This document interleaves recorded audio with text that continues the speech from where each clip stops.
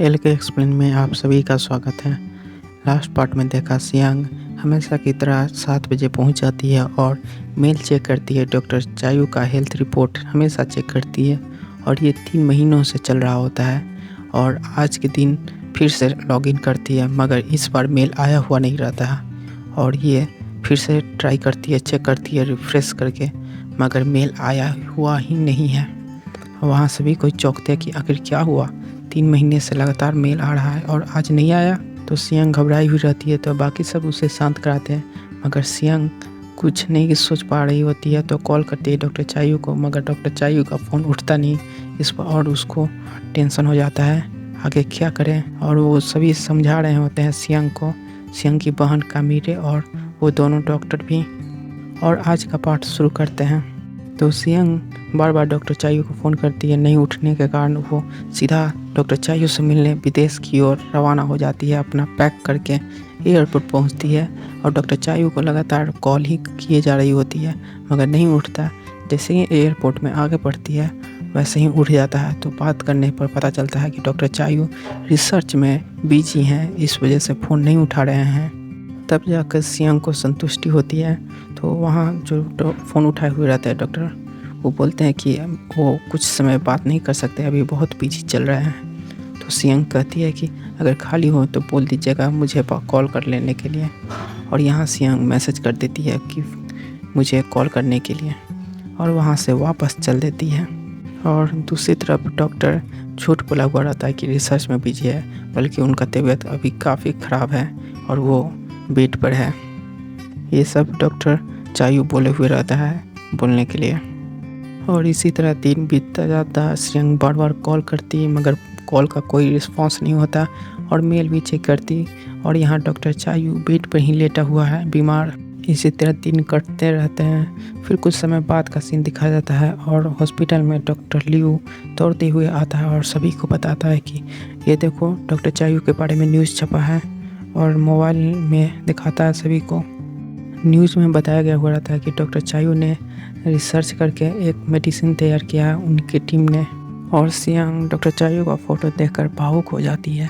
वहाँ doctor Liu कहते हैं कि देखो देखो कितना प्रोग्रेस कर लिए, इतना थोड़ा भी टाइम नहीं मिलता होगा इसलिए कॉल नहीं किए, सियांग की ओर बोलते हैं। तो वहाँ कामिरे सियांग की बहन मूड को हल्का करने के लिए कहती है चलो बाहर खाते हैं, और सभी कोई चल देते हैं होटल में खाने के लिए। वहाँ डॉक्टर ली रोकता है उसे पीने के लिए कि और मत पियो, सियांग की बहन कामिरे से। डॉक्टर ली सियांग की बहन कामिरे की चिंता कर रहा होता है और यहाँ पर सभी कोई देखते हैं और इन दोनों अंगूठी भी पहन चुके हुए हैं। ये सियांग नोटिस भी करती है और सियांग तो काफ़ी पिए जा रही होती है गम में, और उसका साथ देती है उसकी बहन। दोनों पी के टल्ली हो गई रहती है।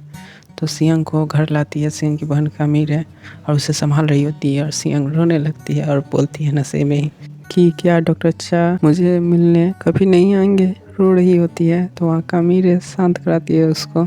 नेक्स्ट डे सियांग हमेशा की तरह डॉक्टर चायू के बारे में देख कर जा रही होती है।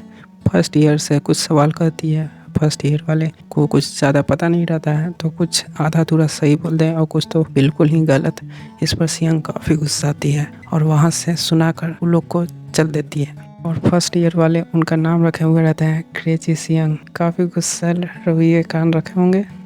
वहाँ से सियांग जा रही होती है, तभी टकरा जाती है। फिर आगे बढ़ती ही जा रही होती है सियांग और उसे याद आता है डॉक्टर चायू के बारे में। और यहाँ सियांग जिससे टकराई है वो और कोई नहीं डॉक्टर चायू ही है। तो सियांग लिफ्ट के पास जाकर रुकी हुई रहती है। वहाँ पीछे डॉक्टर चायू आते हैं और सियांग देखते हैं डॉक्टर चायू के, तो पूछती है कैसे हैं आप। तो डॉक्टर चायू कहते हैं कि हाँ मैं ठीक हूँ। सियांग तो डॉक्टर चायू से मिली तो बहुत खुश रहती है और सरप्राइज भी रहती है। और सियांग पूछती है कि आप यहाँ कब आए इस हॉस्पिटल में। डॉक्टर चायू कहते हैं कि 1 साल पहले। ये सुनने के बाद वो तो शौक सी हो जाती है, यानी 1 साल पहले आए और मिल रहे हैं आज। तो पूछती है कि आखिर इस हॉस्पिटल में क्यों आए हैं। तभी सियांग का फ़ोन बजने लगता है। तो कहती है डॉक्टर चायू क्योंकि मुझे जाना पड़ेगा, और वहाँ से चल देती है इतना बड़ा शॉकिंग सुनने के बाद। और दूसरी तरफ मीटिंग में सभी कोई प्रेजेंट होते हैं और अब चेयरमैन चुना गया हुआ रहता है, पर जो पहले चीफ थी सियांग की मॉम। और टर्मिनल पेशेंट के बारे में बात हो रहा होता है। तो वहाँ पर ये बोलता है कि उसे रखना नहीं चाहिए, उसे रखने से हमें ही घाटा है, और वैसे पेशेंट को हम लोग फैमिली को ही वापस दे देते हैं। मगर सियांग की मॉम कहती है कि उनके लिए अलग बनाया जाएगा और उनका केयर किया जाएगा।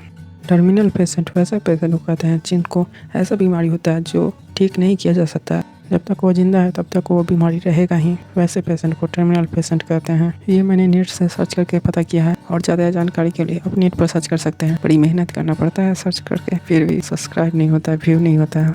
अब सियांग की मॉम डायरेक्टर है तो डायरेक्टर को बताती है कि डॉक्टर चायू हॉस्पिटल में आए हुए हैं। तो डायरेक्टर बोलती है कि मेरे पास भेज देना मुझसे मिलने के लिए।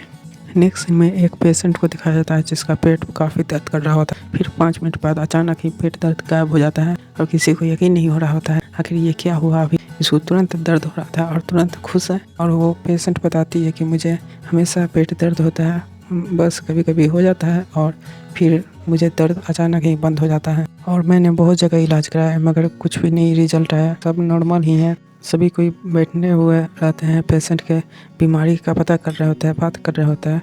वहाँ पर डॉक्टर लियो कुछ बोलना चाह रहा होता है मगर उससे मौका ही नहीं मिल रहा होता है। तो अंत में मौका मिलता है तो बोलता है कि तुम लोगों ने सुना डॉक्टर चायू हमारे हॉस्पिटल में आए हुए हैं और वो काफ़ी अच्छे हैं, काफ़ी पहले से अच्छे दिख रहे हैं, फिट है। फिर से उसी लड़की का यानी पेशेंट का दर्द शुरू हो जाता है तो सभी डॉक्टर जाकर देखने लगते हैं। तो फिर दर्द ख़त्म होने पर वो लड़की सो गई हुई रहती है गहरे नींद में। तो सभी डॉक्टर सोच रहे होते हैं कि आखिर क्या बीमारी हो सकता है। और यहाँ पर फर्स्ट ईयर पेशेंट भी रहता है तो सभी कोई सोच रहे थे क्या हो सकता है। तो डॉक्टर लियू बोलता है कि हाथ उठाता है और कहता है कि मैं कुछ बोल सकता हूँ। तो सियांग बोलती है बताओ क्या है, कौन सा बीमारी हो सकता है। तो डॉक्टर लियू बोलता है कि बीमारी तो नहीं पता, क्यों ना हम डॉक्टर चायू से पूछें। डॉक्टर चायू से पूछे तो तुरंत पता चल सकता है। तो वहाँ फर्स्ट ईयर वाला बोलता है कि आखिर डॉक्टर चायू कौन है। तो वहाँ डॉक्टर लियू एक्सप्लेन करने लगता है डॉक्टर चायू ऐसे डॉक्टर हैं जो 10 सेकंड में बता देते हैं कि आखिर इस पेशेंट को क्या बीमारी है, क्या कारण है, सारा चीज़ बता देते हैं।